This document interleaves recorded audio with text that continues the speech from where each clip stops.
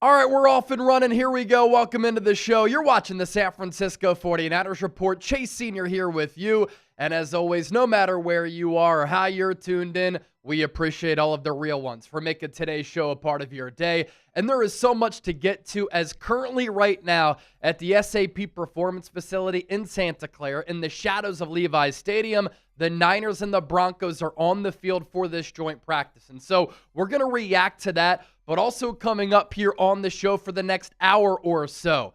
Niners-Broncos joint practice reaction. What transpired during this practice duel today between a Niners team that went 6-11 last year and is trying to reverse that, and a Broncos team that came out of nowhere to be one of the surprise teams last year under Sean Payton and Bo Nix, boosting one of the top defenses in the NFL to end a long playoff drought. It was a really intense practice session between San Francisco and Denver going into Saturday's preseason opener between these two teams. Niners today also making some roster moves. We'll dive into that as well. We have some injury news on Brandon Aiyuk and Jauan Jennings, including an injury update on first-round pick Mykel Williams. He left practice early today, grabbing at his knee. We have some updates on that front. And, of course, the latest San Francisco 49ers camp updates.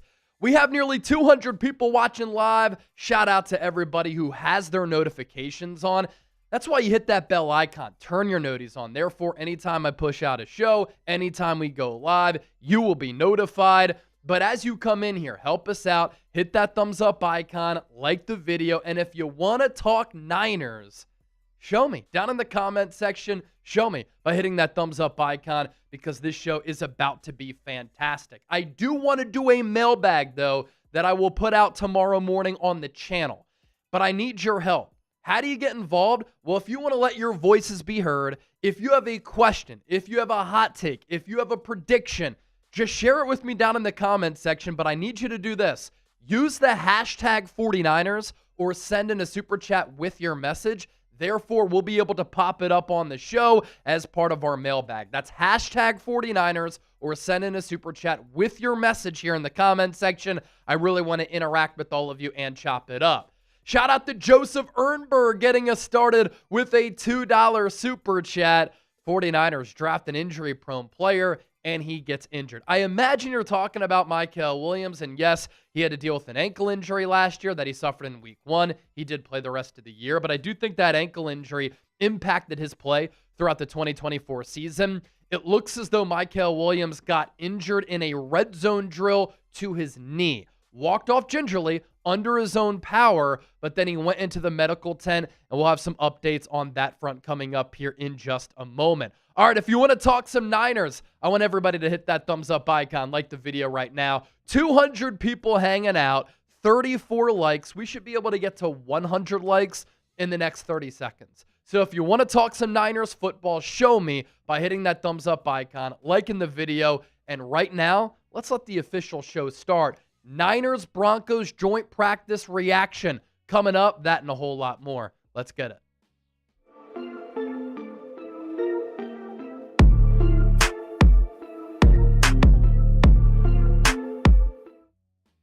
Welcome into the show. You're watching the San Francisco 49ers Report. My name is Chase Sr., and as always, no matter where you are or how you're tuned in, thank you so much for making today's show a part of your day. And there is so much to talk about here. The Niners made more roster moves prior to hitting the practice field today. We have some Niners injury news as well on Brandon Aiyuk, Jauan Jennings, and Mykel Williams. And we have a Niners-Broncos joint practice reaction. That practice just wrapped up, and there's a lot that transpired in the shadows of Levi's Stadium at the SAP Performance Facility. Let's begin here with getting to these Niners roster moves. San Francisco today signing defensive tackle Michael Dwumfor to a one-year contract. The corresponding roster move for the Niners, releasing former first-round pick cornerback Eli Apple. He was selected by the Giants a few years ago out of Ohio State, and he has played for several teams in his NFL career. The Niners had brought Apple in after they had some injuries to that cornerback position,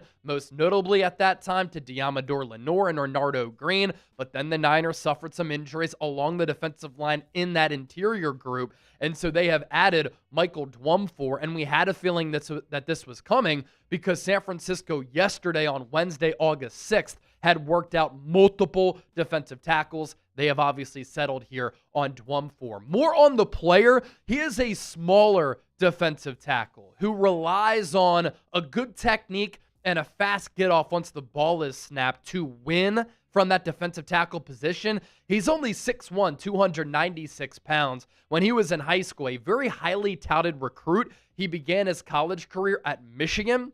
Then he transferred to Rutgers. He was undrafted following the 2021 NFL draft. He was able to sign as a UDFA, popping around with multiple teams from that point up until now. He's been with 6 different teams since he was at 2021 UDFA. He was with the Niners back in 2022. His career numbers, 13 tackles and a half sack. Of note here, I think a big reason why San Francisco made this move, Kevin Givens out for a while due to a pec injury. That is an injury that he did not tear, but it could linger into the regular season. And then Sam Okuwanu, who kind of plays that hybrid defensive end, defensive tackle role for the Niners, he's out for a couple of weeks because of a groin injury. And so the numbers are a little bit light along the interior defensive line for San Francisco, which is why they made this move.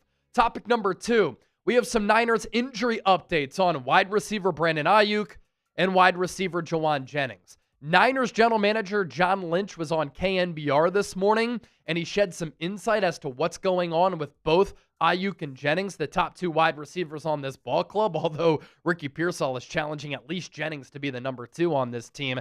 John Lynch saying this morning that it is doubtful that BA will be ready for week 1 on the road against the Seattle Seahawks, and that's coming up in about a month, quickly approaching here. Aiyuk, of course, tearing his ACL, MCL, and had other structural damage in his knee on October 20th against the Kansas City Chiefs in that Super Bowl 58 rematch.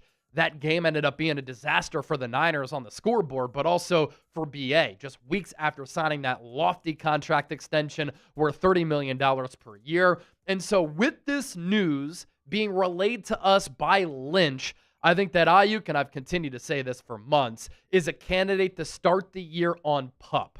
As for Jauan Jennings, this isn't promising. No timetable for his return. Lynch sharing that JJ is working with the Niners medical staff, and this is a little bit of a concern too because Jennings re-injured the calf that he hurt in the spring during mandatory minicamp. And these calf injuries, they can linger and not go away.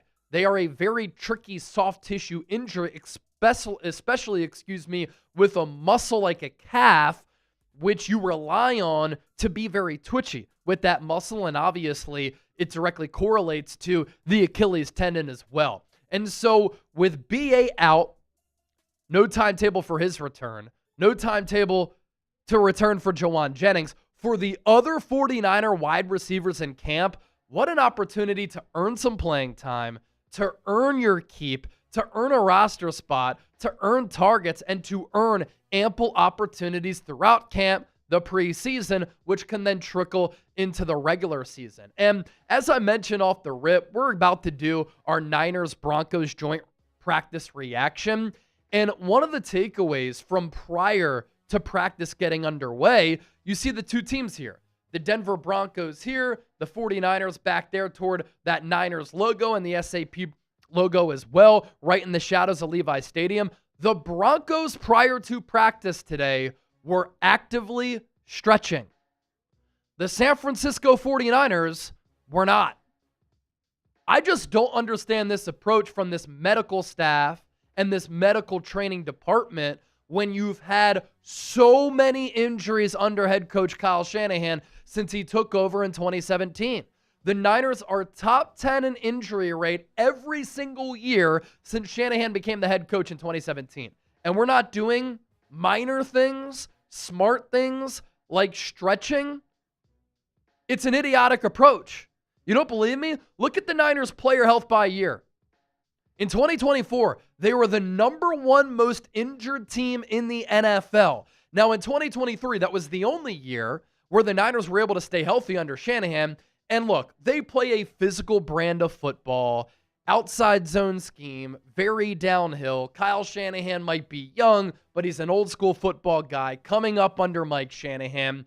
And given that the Niners had that rugged playing style, there are going to be a lot of injuries, right? But you have to try to figure out ways to get to the root cause behind why you're suffering from all of these injuries and why you're top 10 in injury rate every single year but 2023. And do little things like, I don't know, stretching prior to a joint practice when you're doing 1-on-1s, 7-on-7s, 11-on-11s, and the intensity is getting ratcheted up. Now, in 2023, the Niners actually stayed healthy. They were the 29th most injured team, and what happened? They made it to the Super Bowl. They were a few plays away from winning that game in overtime, and they should have won. But 2024, number 1 most injured team in football. 2022, number 9. 2021, number 3. 2020, after they made it to the Super Bowl in 2019, number 1 most injured team in football. 2019, number 6 most injured team in football. 2018, 4th most injured team in football. In 2017, they were also top 10 in injury rate. I just don't get what the Niners are thinking here, not doing minor things that are intelligent and smart for the evolution of the human damn body by just stretching prior to these practices. Now, as for our Niners-Broncos joint practice reaction, San Francisco and Denver meeting up today outside of Levi's Stadium in the lead-up to Saturday's preseason opener. It was a beautiful day in Santa Clara, bright blue skies. Temperature was perfect for some football. Nick Bosa returning to practice today after not having practiced since, I believe, Friday. And, of course, when you're going up against the Denver Broncos, a lot of familiar faces on that club and on that other sideline. Dre Greenlaw, Talanoa Hufanga, both signing with Denver this offseason in free agency. DJ Jones just signed his 2nd contract with Denver after he left the Niners after the 2021 season. He ended up being a great developmental player for the Niners, just like Greenlaw and Hufanga were as late-round picks. Mike McGlinchey also got a bag from the Denver Broncos a few years ago.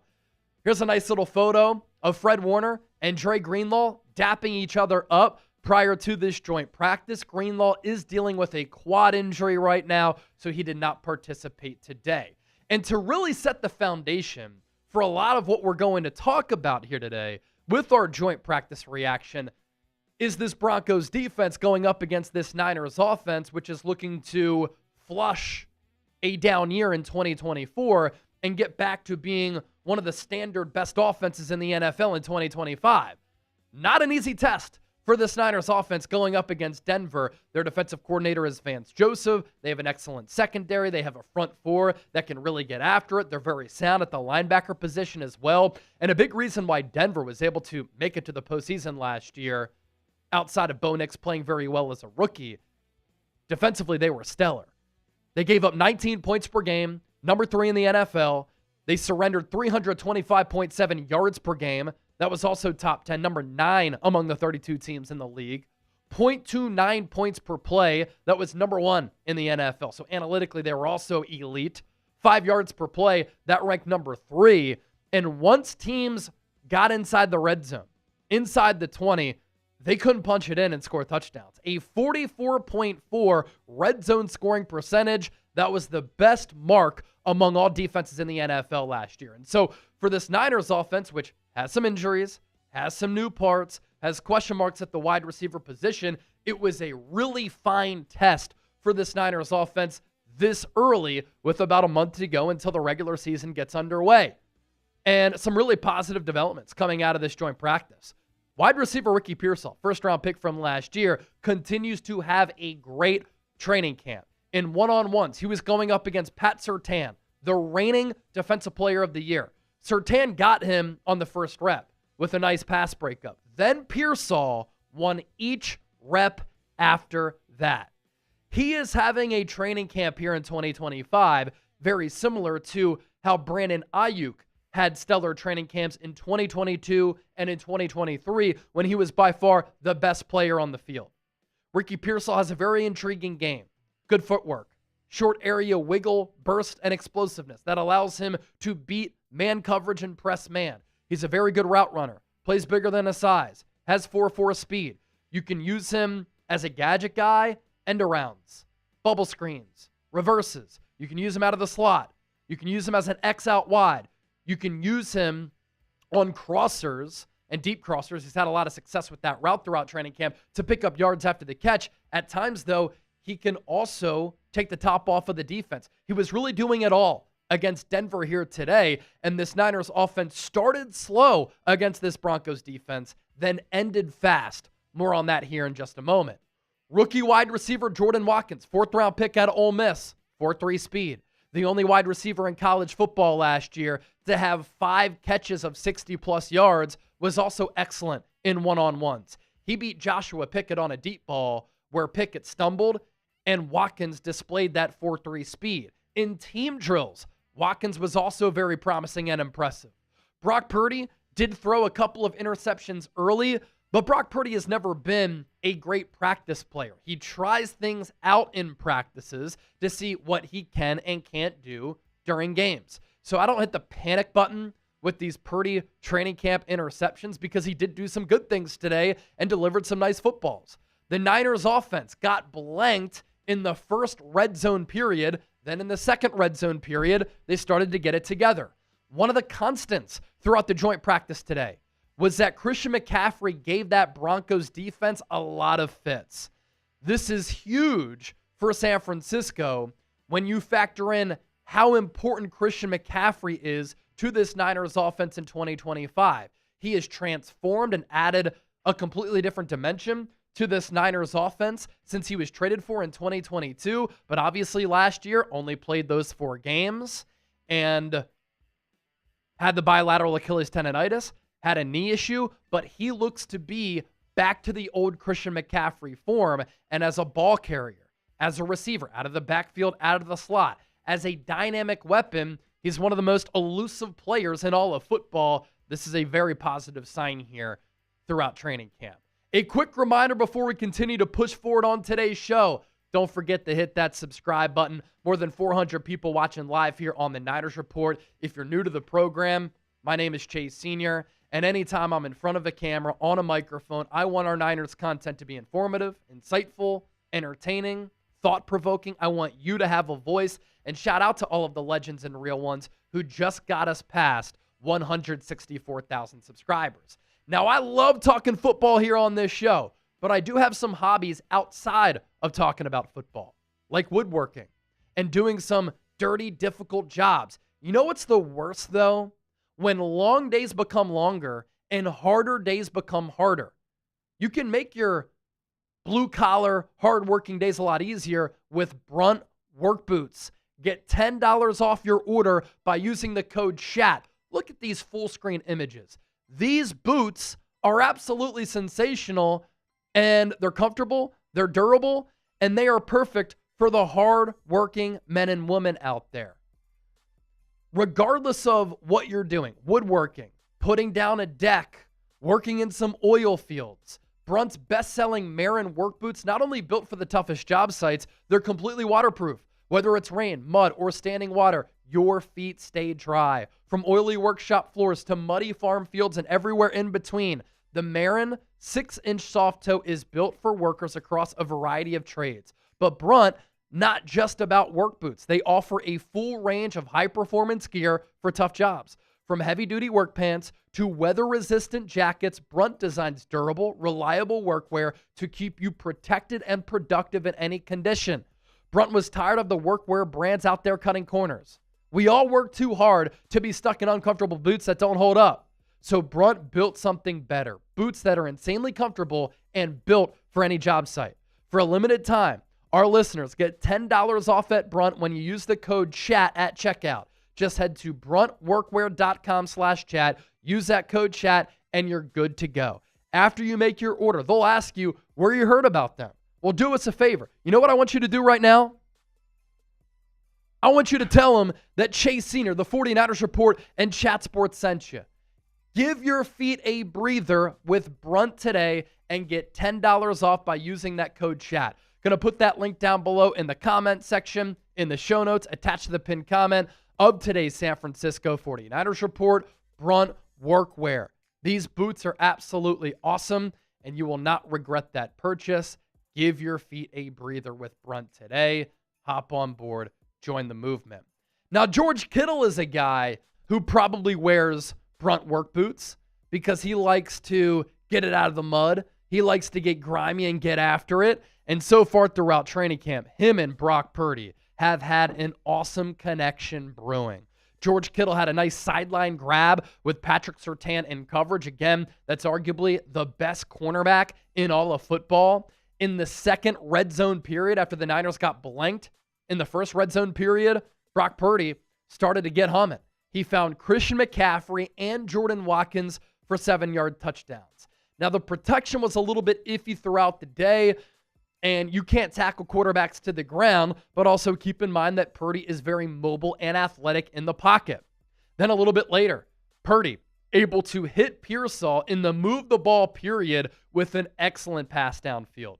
30 yards on a dime, on a rope, contested coverage by Jauan Jennings, who was one of the top corners in this 2025 draft class out of Texas. For Pearsall today to beat the likes of Pat Surtain, to beat Jauan Jennings, those are really nice wins for the second-year wide receiver. We do have some bad news, though, on the injury front for San Francisco. Mykel Williams, first-round pick, did get hurt in red zone drills. He grabbed his knee immediately, and then he had to walk off the field with trainers. But according to head coach Kyle Shanahan, Mykel Williams had a good exam, hopefully just hyperextended his knee. He's going to get further examination, but it looked good. As for Jauan Jennings, this news just coming in, going to have surgery on his broken finger. He's going to be out for a few weeks, according to Shanahan.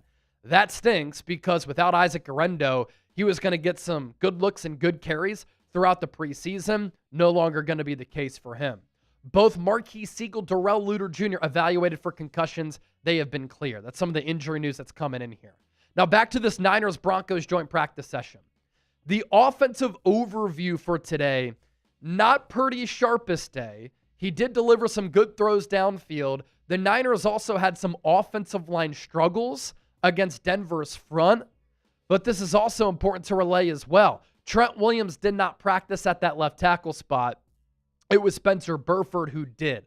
And I just don't know if Spencer Burford is an NFL caliber tackle. The Niners drafted him out of UTSA as a guard. He did play a little bit of tackle at the college level, but I think he's a little bit too slow to play offensive tackle at the NFL level.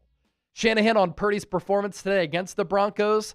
I thought Brock had a real good day. I never know for sure until I watch the tape, but I put him in a lot of challenging positions, and I thought he handled most of them well. Kyle Shanahan on the plan for Niners starters on Saturday for the preseason opener against the Broncos. Won't play a ton of them. Doesn't mean we'll rest all 22, but don't expect to see a lot of them out there. Mykel Williams was going to play, but might be out a couple of days or a week after that hyperextended knee. Shanahan on Russell Gage, back to being a really good NFL player right now after a knee injury. That almost caused Russell Gage to retire. After 2 straight 750-plus yard receiving seasons for the Atlanta Falcons, hasn't played since he got hurt when Tom Brady was the quarterback for the Bucs and he suffered that knee injury, but he has been one of the stars of training camp. Elsewhere, the Niners really did finish the practice session very well. And let me just take a look at some of my notes here. Nick Bosa, he returned to practice today. He gave tackles Garrett Bowles, Mike McGlinchey fits during the move the ball period.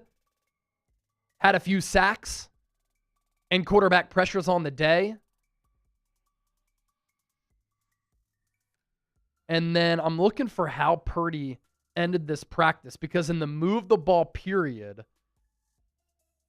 San Francisco fared very well.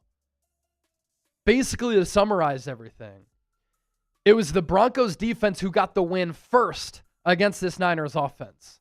Then after that Niners offense regrouped a little bit, Brock Purdy, Ricky Pearsall, George Kittle, Jordan Watkins, able to make some good plays. And again, that highlight of the day, to kind of dot the exclamation point, a long touchdown pass from Purdy to Ricky Pearsall. Pearsall, again, beating the likes of Jauan Jennings and Pat Surtain. He continues to have a dominant training camp. Don't forget to hit that subscribe button here on the San Francisco 49ers Report. Daily Niners news, reactions, analysis. Anytime there's breaking news, a big report out there, we talk all things Niners every single day here on this show, so don't forget to lock us in. All right, so that does it for our Niners-Broncos joint practice reaction. What I really want to do next is do a mailbag. Use the hashtag 49ers or send in a super chat to get on the show. That's hashtag 49ers or send in a super chat to get featured here on the show. If you have a Niners question, you have a Niners hot take, you have a prediction, you have some analysis, pass it along for thousands and thousands of people to see as we're reaching millions of people every single month here on this program. Get those questions in. Hashtag 49ers or send in a super chat. And if you send in a super chat, you are going to vault to the top of the line and we will answer your questions first. If we get a $50 super chat, we're going to chant your name. We're going to go crazy and shoot. Might take down a Jell-O shot here on the show as well. So producer Chip, how we doing with the questions coming in? Do we need some more? We can use a couple more. We just got one coming in from Lacey Media. Awesome. So that'll add to the total. We got Eric Brown with a question, Mo Jones with a question as well. Joe Carmack coming in with a question. Okay. Then we have that super chat from Joseph Nberg as well. So look, another one from Steve Cass. BK. Oh, they're flying in. They're flying in, baby. You love to see good. it. Hashtag 49ers or send in a super chat to get into the mailbag. And if you send in a super chat, you are guaranteed to be featured here on the show. So we're about to do that mailbag. Don't go anywhere. Niners, Broncos just getting off the practice field as we mentioned. And some big highlights for sure with what the Niners offense was able to do against that Broncos defense, which going into this year is looked at as one of the top defenses in the National Football League. You send in a super chat, we'll certainly appreciate that. Anytime you can get your donations in, let's get it. With that, let's segue to our mailbag. Again, use the hashtag 49ers or send in a super chat to get featured here on the show. Hey there, welcome into the show. My name is Chase Sr. You're watching the San Francisco 49ers Report. And coming up on today's show, we're going to open up the floor, take questions from our 49ers Report subscribers to talk all things training camp right here on the program. Speaking of hearing from our loyal subscribers, don't forget to hit that subscribe button if you want daily Niners news, analysis, reactions.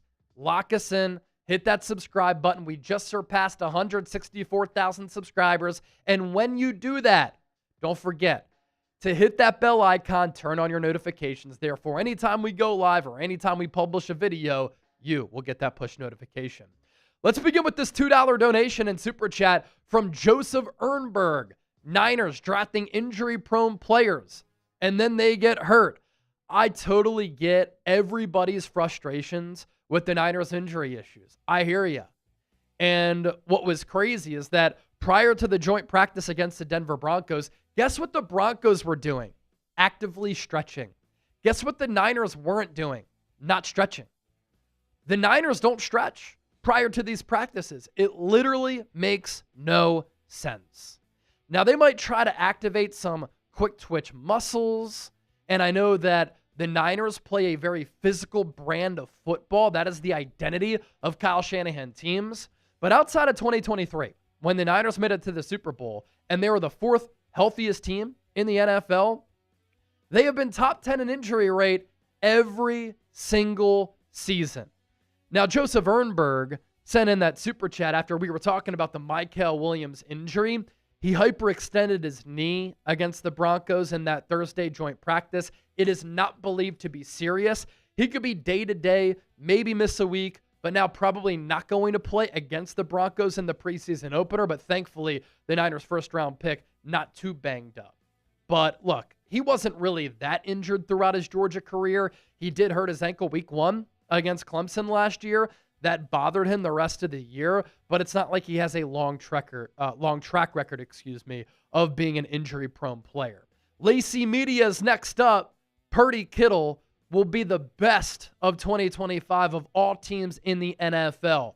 Look, since Brock Purdy came in 2022, The Purdy to Kittle connection has literally been one of the best, most successful quarterback tight end combinations in the entire NFL.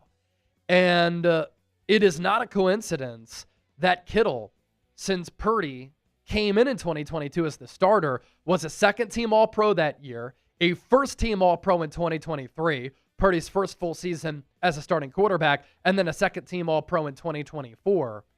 And once Purdy replaced Jimmy Garoppolo in that game against Miami, George Kittle caught fire. I mean, he was unstoppable toward the end of the year. He had 11 touchdowns that season. A majority of them came with Purdy as the starter. And then in 2023, 6 touchdowns. And last year, he had 8. Back-to-back 1,000-yard seasons. And if you've seen photos or video of George Kittle so far throughout training camp, he looks to be in the best shape of his life. He is yoked. He looks to be in stellar condition. And the Purdy to Kittle connection throughout training camp has been unstoppable. Whether it's the Niners going up against themselves or during the Niners-Broncos joint practice session. So I'm with you. I think that Kittle is still the best tight end in football. He's an excellent blocker. In the pass game, he's so dynamic, but also factor in, Brandon Aiyuk not going to be around for a while. Jauan Jennings still hurt. Deebo Samuel with the Commanders. I think Kittle, with the addition of Luke Farrell, a blocking tight end, becomes more of a component of the passing game, leading to a huge year. Austin Scarberry with the $100 super chat. Let's go. Austin is back making noise. Appreciate it, my brother. Really, really do. Purdy and Ricky are going to ball out this year. Bang, bang, Niner gang. So a lot of the same things that I said about Kittle and that connection, the camaraderie, the synergy that he's had with Brock Purdy, Ricky Pearsall, and that Brock Purdy connection, that has been dominant throughout training camp too. If Ricky Pearsall can stay healthy, I think that he has a breakout year. One of my bold predictions a few weeks ago was that Pearsall surpasses 1,000 yards. When you factor in how difficult of a year his rookie year was, for him to still have more than 400 yards receiving, pretty impressive. I mean, he missed the first couple of months of the year after the gunshot wound. Prior to that, he had the shoulder subluxation and the hamstring injury, barely did anything throughout training camp, did not participate in any preseason games.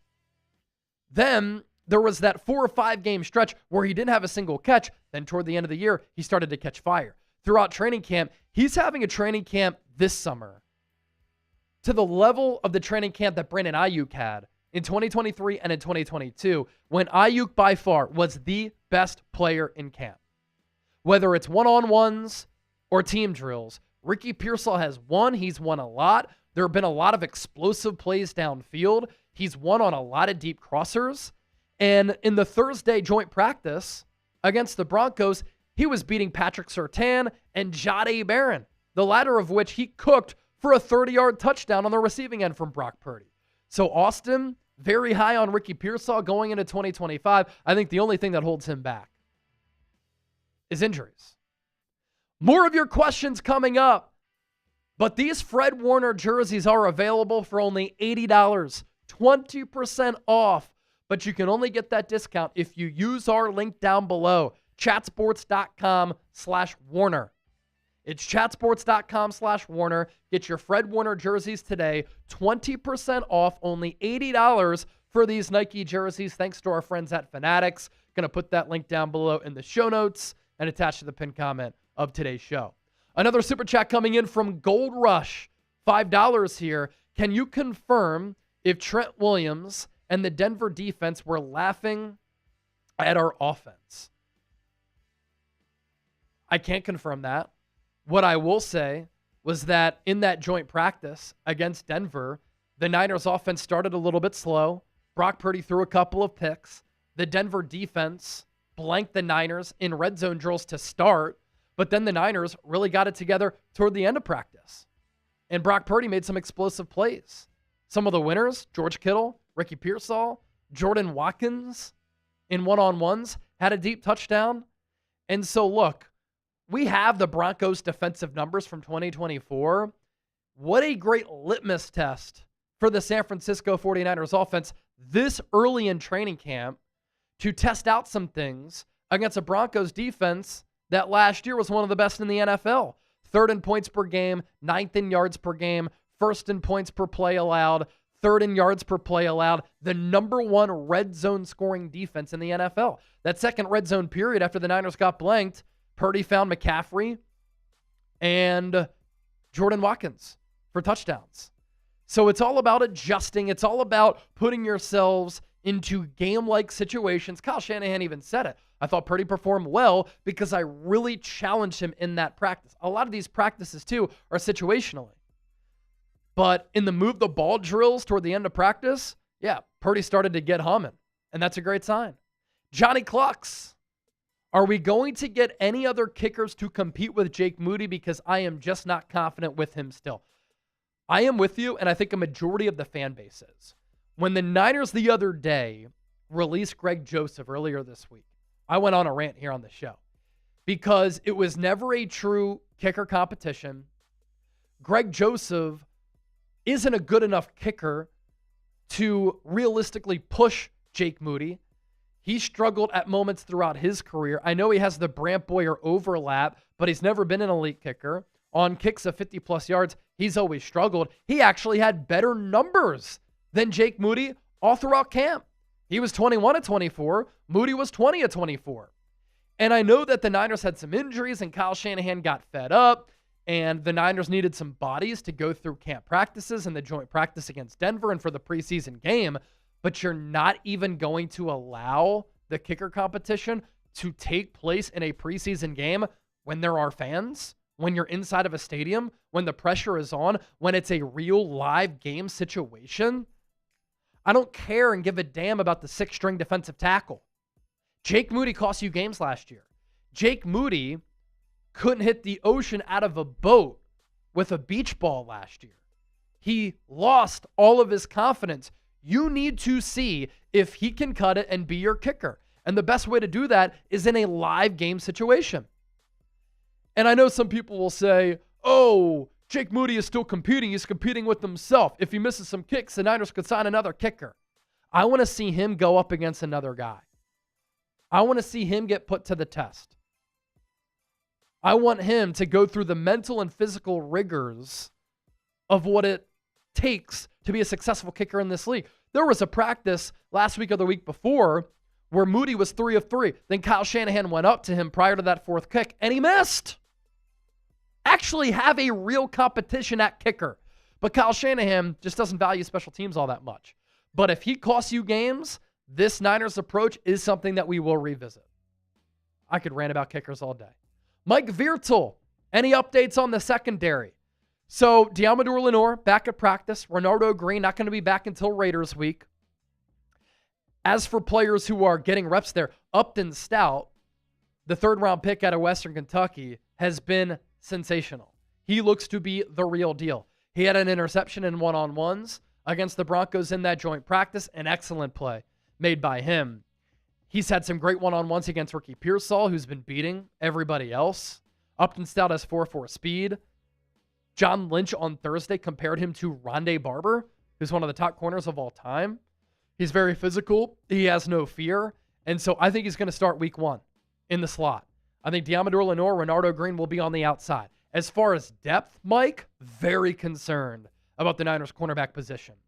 Dallas Flowers and Jacob Robinson have been 2 players who have had good camps, but Robinson is a UDFA rookie, and Dallas Flowers has been a journeyman for a reason. Now, Gus Bradley does know Dallas Flowers pretty well, but if a player goes down at the cornerback position, not good for San Francisco. They do not have a lot of depth there. Allen Elizer, and they released Eli Apple on Thursday. Hello, Chase and Chip. How's your day? It's great. Even better now that we're hearing from you. This week, my wife and I will be at odds. She is a Broncos fan. Do you think the Niners are going after Tyreek Hill? So, house divided for you and your wife. Luckily, it's a preseason game. But how do you feel knowing that Dre Greenlaw, Talanoa Hufanga, DJ Jones, and Mike McGlinchey are all on that other sideline? A lot of Niner fans are probably commenting right now saying, I'm glad McGlinchey is on that team. But at least it's a preseason game, and you're not going to go at each other's necks. Do I think the Niners will go after Tyreek Hill? Look, they've had a lot of injuries at the wide receiver spot, but I think they want to see their young players develop. Ricky Pearsall, Jordan Watkins, they've had really good training camps. Jacob Cowing was a 4th rounder last year, and he had a very good spring. Then he got hurt in the first practice running against air. He has 4.4 speed. I think the Niners want to see what they can get out of him, and all of those players are cost control players. They added Demarcus Robinson. They have Jauan Jennings. They're hoping that Brandon Aiyuk can come back.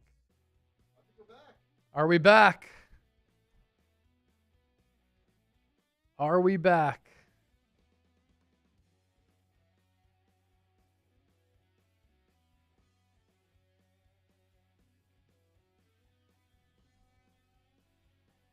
Can you all hear us? I think we're back. Because I can't see anything on my screen here. If we're back, can we get to some of the super chats? Yeah, I think we're back. It's still taking a second over here, but all right, we got some big super chats to some celebrate big time here. super chats to get to. I can't see anything on my monitor, but I'm able to pull it up on my phone, and we have it here on the screen. There we go. Austin Scarberry making it rain. $100 super chat. We answered that during the mailbag, but let's repeat it here. Purdy and Ricky gonna ball out this year. Bang, bang, Niner gang. And then Candy with the 50. She's always bringing the noise and the heat. Hi, my favorite 2 guys. Jello shot. Do it. Go Niners. All right. Let me get a Jello shot in here. Jello shot. Let me get a Jello shot in here. They're back. Jello shots are back.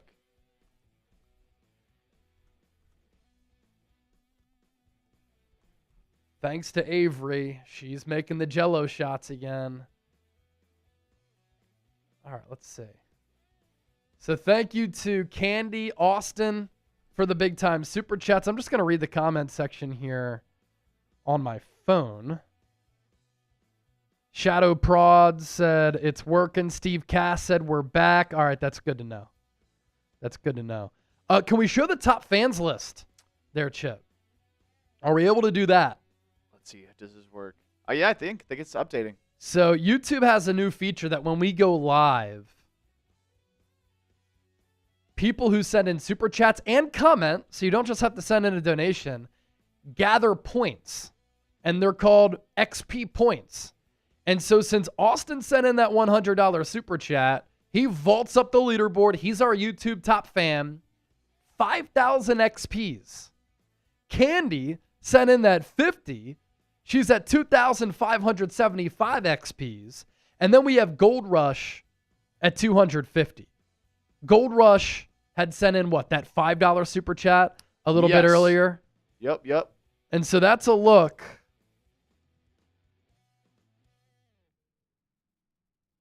at our list. But for example, Draco just sent in 3 comments. And so the more comments that you send in, the more that you can climb up the leaderboard. So Chip, can we scroll down on that? Yep. By any and chance? it just went away. Oh, just went away. Brutal. All right. Let me go get a Jello shot real quick. The kitchen is right behind me. So I'll be literally right back. It'll be right back. Man. So unfortunate. Trying to show the love to the people. All right, we're back, baby. We're back. This is for Candy's $50 super chat a little bit earlier. We're going blue Jello shots here. Okay. I don't know. The Broncos logo is blue, so I guess we can drink some Bronco blood. I love horses. Blood. I love horses. So here we go for Candy.